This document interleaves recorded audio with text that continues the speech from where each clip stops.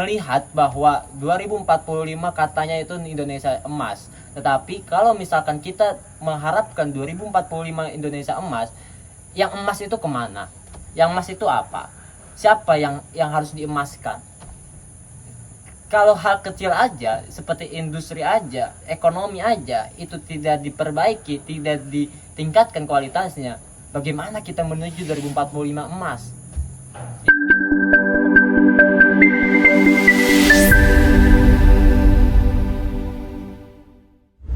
Selamat datang kembali dengan gua Reza Gunawan. Kali ini kita akan bahas mengenai PHK masa-masalan.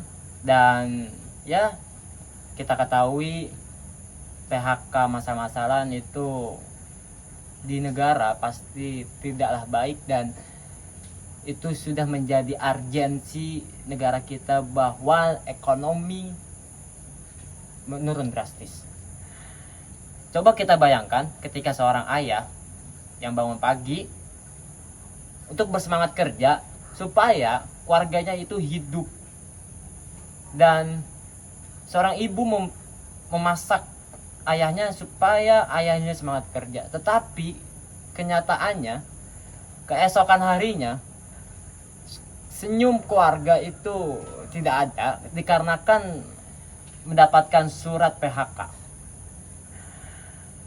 Bagi pekerja, ketika mendapatkan PHK ini menjadikan sebuah urgen bagi seorang karyawan, karena dia pasti memikirkan ke depannya, memikirkan bagaimana keluarganya bisa hidup tanpa dia bekerja. Dan realitas hari ini, Indonesia ini saya anggap bahwa ekonominya semakin menurun. Dan ya, walaupun kemarin kita melihat Cina dengan Amerika yang sudah membaik, tetapi Indonesia pun ya belum sama sekali membaik. Saya mengambil bahwa data yang dimana ada sekitar kurang lebih 74.000 PHK masa-masalan, dan kemarin kita melihat Panasonic nge-PHK karyawannya ada sekitar 10.000.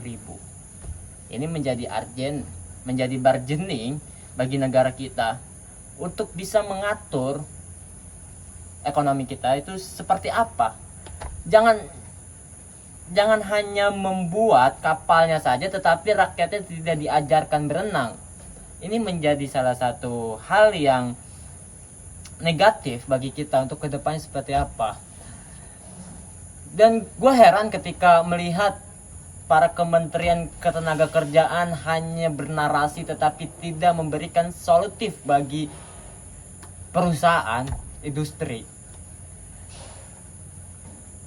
Contohnya seperti Sritex. Negara tutup mata ketika Sritex mengalami PHK dan mengalami kebangkrutan bisa puluhan triliun. Tetapi ketika sudah mau tutup, baru negara muncul untuk memberikan pendanaan. Ini kan menjadi suatu hal yang diperbaiki bagi seorang negara. Kementerian harusnya menyadari sejak awal. Jangan hanya ketika sudah buruk, sudah jatuh, malah memperbaiki. Ya memang betul kita melihat hasilnya terlebih dahulu daripada prosesnya, tapi lebih baik kita memantau dalam proses itu. Dan jangan hanya menjadikan sebuah objektif aja. Negara harus bisa menjadikan subjek bahwa perusahaan ini, di setiap perusahaan di Indonesia ini tidak baik-baik aja.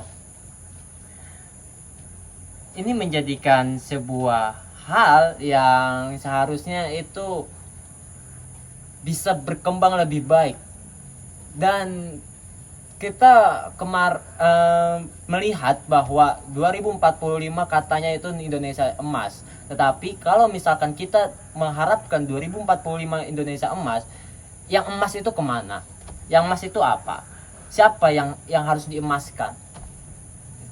Kalau hal kecil aja seperti industri aja, ekonomi aja itu tidak diperbaiki, tidak ditingkatkan kualitasnya, bagaimana kita menuju 2045 emas?